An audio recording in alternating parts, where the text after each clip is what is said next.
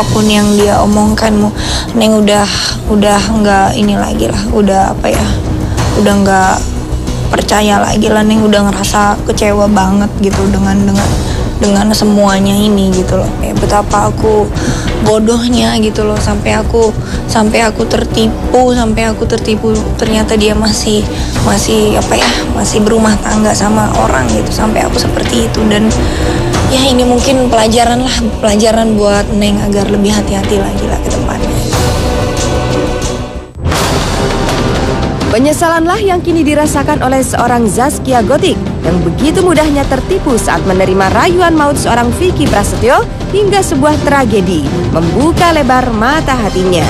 Vicky Prasetyo yang kini mendekam di dalam lapas Bulak Kapal Bekasi sebagai tahanan lapas kelas 2A Bekasi tak membuat Nelly sang bunda bungkam seribu bahasa.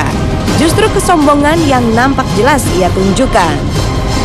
Baik-baik saja dia jadi bos di sana. Kalian lihat anak buahnya banyak, jangan siapapun yang bukan saya sebagai orang tuanya ya. Bukan saya lagi menyanjung-janjung anak saya ya. Anak saya tuh disukai, nggak pun sama cewek aja, sama siapapun, anak muda, anak band, itu suka sama anak saya. Anak saya lihat seperti raja di sana. Benarkah anak kebanggaannya ini melakukan penipuan yang belakangan terbongkar dari pengakuan beberapa korban?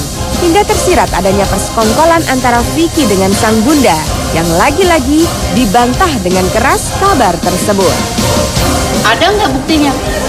Ada nggak buktinya? Kalau sekarang kita berbicara berdasarkan bukti. Kalau udah saya bawa ke sini nih, ahli waris. Kenapa? Sebab anak saya dipenjarakan. Ini ada orangnya ahli warisnya, tidak ada rekayasa-rekayasa. Silakan sekalian korek. Anak saya tidak memalsukan. Sekali lagi itu, anak saya bukan memalsukan surat tanah.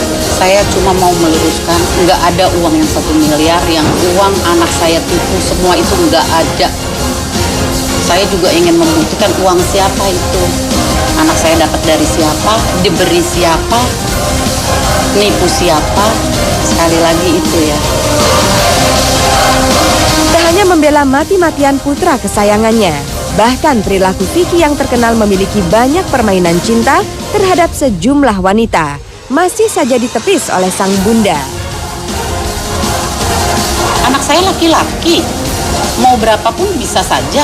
Siapa yang melarang? Dia laki-laki, maksud dalam arti kata dia laki-laki, boleh dong dia bertunangan. Seperti itu. Boleh punya lagi. Loh, kenapa tidak? Kalau istrinya mau. Terserah dia mau ngomong apa, ya kan. Yang penting anak bapak sudah membatalkan istilahnya sama mereka itu, sama si Vicky itu bapak udah merasa bangga, merasa senang. Yang sekarang ini setelah Neng memutuskan tidak ada urusan dengan Vicky dan orang tua Vicky. Intinya begini, intinya seperti ini. Mereka kan udah lebih paham lah. Kalau mereka nggak ada cinta dari awal, nggak mungkin terjadi katanya seperti itu. Ya pasti kan ada yang mereka suka lah seperti itu. Kenapa dari kemarin nggak keluar setelah Vicky tunangan baru heboh? Apa? Coba apakah mereka sakit hati? Seperti itu. Kalau saya namanya seorang anak ya, seorang anak meminta terhadap seorang ibunya, jangankan dia meminta kawin lagi ya, meminta apapun yang menjadi hak saya pasti saya beri. Seperti itu. Jangan dipotong-potong ya sama kalian ya. Awas saya cari kalian.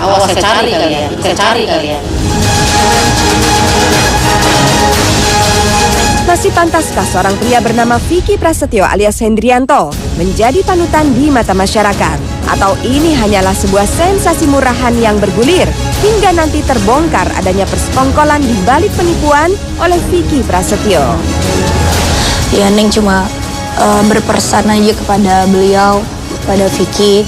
Neng berpesan untuk menjadi pria yang bertanggung jawab, yang jujur lah gitu.